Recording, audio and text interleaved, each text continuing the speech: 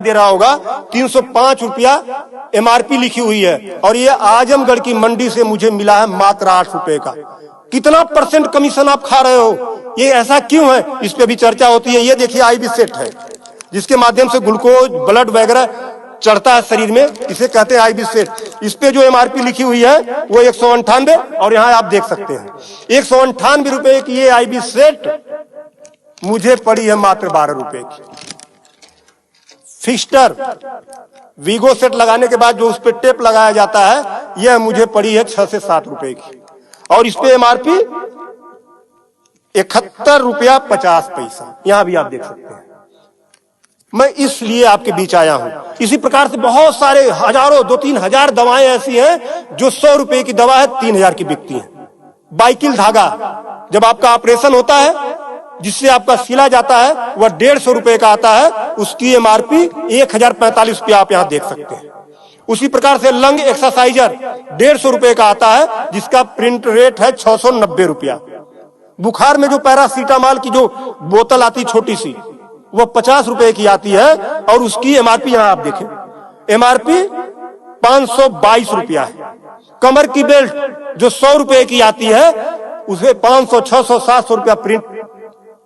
और तो और जब किसी की हड्डी टूटती है तो जो राड पड़ता है, राड अधिकतम रेट राड का 500 से लेके 1500 रुपया तक, अलग अलग वैरायटी है 500 से 15 तक, लेकिन आपको 5000 से 20,000 रुपया 25,000 रुपया चार्ज किया जाता है। आपके दिमाग में आ रहा होगा कि अरे भाई डॉक्टर लगा रहे हैं तो उसको देखिए। डॉक्टर जब आप अस्पताल में भर्ती होते हैं तो बेड चार्ज अलग, नर्सिंग चार्ज अलग, जांच की फीसें अलग, वो सब चीजें करने के बाद 1500 रुपए की चीज खरीद कर आप 20-20 हजार का बेच रहे हो। तब मैं आपके बीच कहने आया हूं कि साथियों उसी प्रकार से बहुत सारी दवाई हैं। 100 रुपए की दवा, एक दवा मैं देखा ला नहीं पाया उसको, 100 रुपए की दवा उसकी एमआरपी 2000 रुपया लिखी हुई थी। हजारों दवाइयां हैं आपके साथ, आपको लूटने का काम कर रहा है। मुद्दा ये नहीं है, मुद्दा ये नहीं है कि इस पे 305 का प्रिंट छपा हुआ है। मुद्दा ये है कि इसे छपने किसने दिया? जिसे हमने चुनकर भेजा क्या वो दलाली खा रहा है, कमीशन खा रहा है? 8 रुपए की चीज 305 रुपए का प्रिंट वो छपने क्यों दे रहा है? ये चोरी से थोड़ा ना बिक रही है, खुलेआम बिक रही है।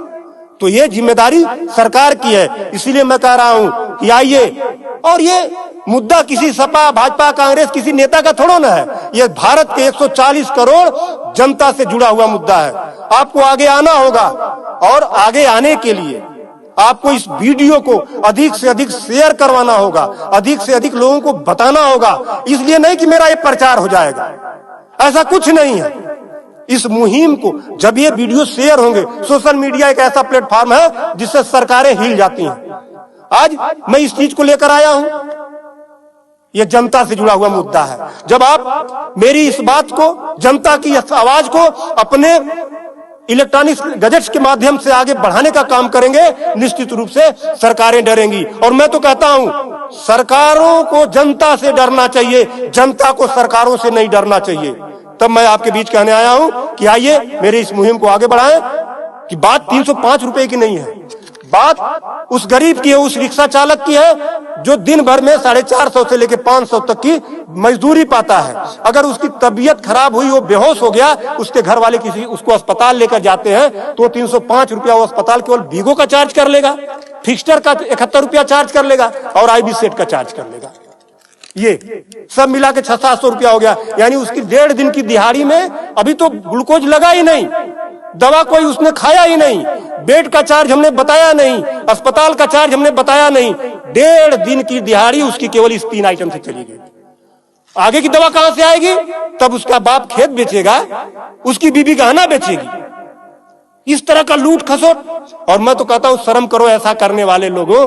8 रुपए की चीज 305 की बेचते हो। आज आपके अस्पताल में अगर जो दाई है उसका वेतन 7,000 है, यानी प्रत्येक दिन 210 रुपया। अगर उसकी तबीयत खराब हुई, वो आप ही के अस्पताल में भर्ती होती है तो उसकी 3 दिन की दिहाड़ी केवल इन 3 चीजों की लग जाती है। कुछ तो शर्म करो, कुछ तो सोचो। स्वास्थ्य, शिक्षा, सेवा का क्षेत्र है, लेकिन आपने इसे लूट का अड्डा बना दिया है। सरकारों के मिली भगत से ऐसा हो रहा है। तो मेरा निवेदन है आप लोगों से कि इस वीडियो को अधिक से अधिक शेयर करें ताकि